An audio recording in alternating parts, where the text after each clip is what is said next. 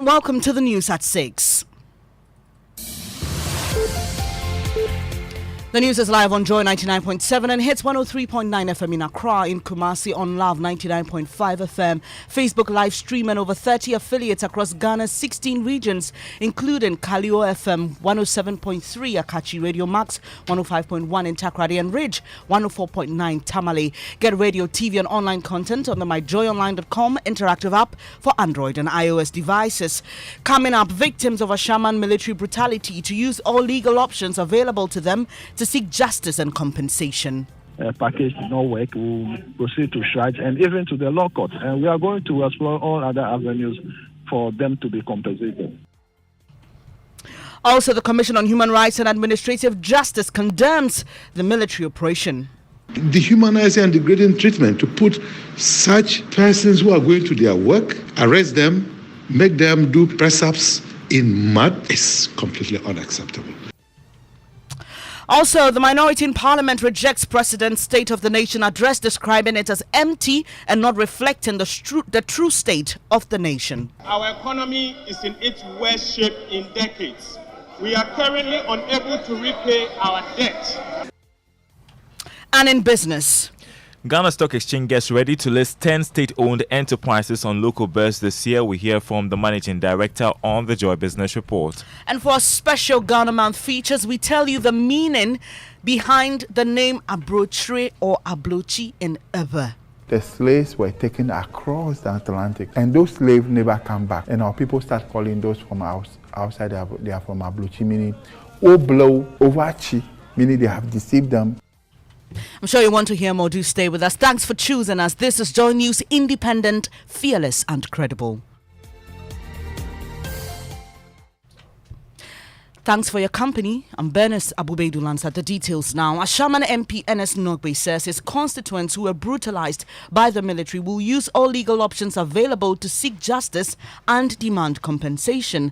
In an interview with Joy News, he said some 150 suspects picked up by the military have been released.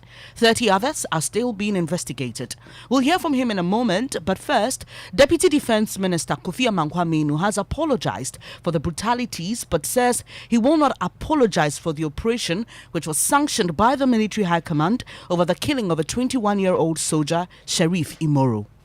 And in operations of this nature, you may get one or two people who may get carried away. And so, if decent, innocent residents of a shaman were caught up in this and these operations, I, in my capacity as the Deputy Defense Minister, will want to apologize for that. That, of course, we will apologize. But, my brother, we are not going to apologize for the operations.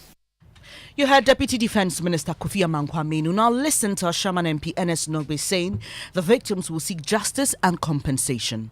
A total of 150 of them were released, and we are left with about 30 there. And according to them, they found some narcotics on some of them, so they are still doing further screening, demanding for certain compensations for them, after which we'll give ultimatum, after which we're going to proceed to strike. If that compensation package did not work, we'll proceed to strike and even to the law court. And we are going to explore all other avenues for them to be compensated. Ashaman MP Ernest Nogbe there. Meanwhile, the Commission on Human Rights and Administrative Justice, SHRAJ, has condemned the military operation. Here is Commissioner Joseph Whittal. I completely condemn it. That is degrading, dehumanizing and degrading treatment to put such persons who are going to their work, arrest them, make them do press-ups in mud, sitting down with all their clothing removed, apart from some briefs, is completely unacceptable.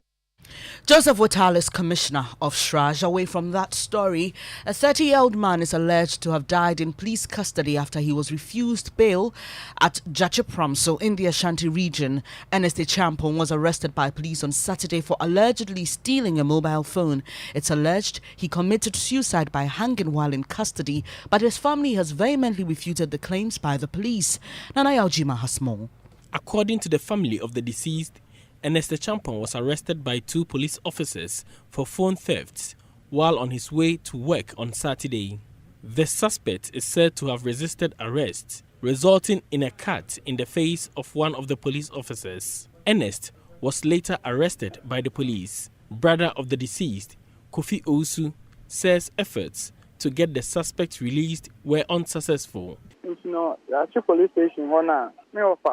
Our uncle had gone to the station on Saturday to seek bail for him but was unsuccessful. They told us it was a weekend, so they can't admit him to bail. We were there on Saturday as well. The police again refused us bail on Monday, 6th March, since it was a holiday. The family was called on Tuesday to the police station to the news of the demise of the relative. The family says police claim that their relative committed suicide is untenable. My uncle went to the police cells to meet his lifeless body hanged dead. He had cuts on his chest, but we don't believe it was suicide. Nana Yaujima with that report. Let's head to Parliament now. The minority has rejected the President's State of the Nation address, describing it as empty and not reflecting the reality of events. In his delivery, President Akufo-Addo refuted claims his government borrowed recklessly and abused COVID-19 funds. Well, the minority says the President failed to paint a true picture of the economy. Parliamentary Affairs correspondent Kweku Asante has a wrap of events. President Akufo-Addo has been taking aim at the Auditor General's audit of COVID-19 funds, which exposed some irregularities. The president says no wrong was occasioned by his government. It is precisely because the economic fallout from the pandemic is so widespread and long-lasting that it is important to show clearly that the COVID-19 funds were not misused. According to the president, the economy has challenges, but that is not the making of his government. I've said, and many others, including the managing director of the IMF, have said that our economy was doing well until COVID-19 and the war in Ukraine took us off course. The president also defended his government's record in defending the freedom of speech. Freedom of speech has now reached such heights that even members of the diplomatic corps feel able to join in our national discourse and pronounce on matters that will be problematic for Ghanaian diplomats in their countries of origin. Leaders on both sides of the House had this to say after President Akufo-Addo's State of the Nation address. We are going to have ample time to debate the content as presented to us. Our economy is in its worst shape in decades. We are currently unable to repay our debt. Kweku Asante there with a wrap of events in Parliament. Now, some 2 decades ago, the fufu pounding machine was invented. It's made the widely consumed delicacy easy to prepare. But how have Ghanaian engineers shaped up the technology to meet modern demands? In the Ghana Month edition of Tech Thursday, Live FM's Kwesi Deborah looks at the evolution of the fufu pounding machine. We thought the wood is helpful, but it's spoiled easily. So most of the time, the wooden shaft failed to rotate.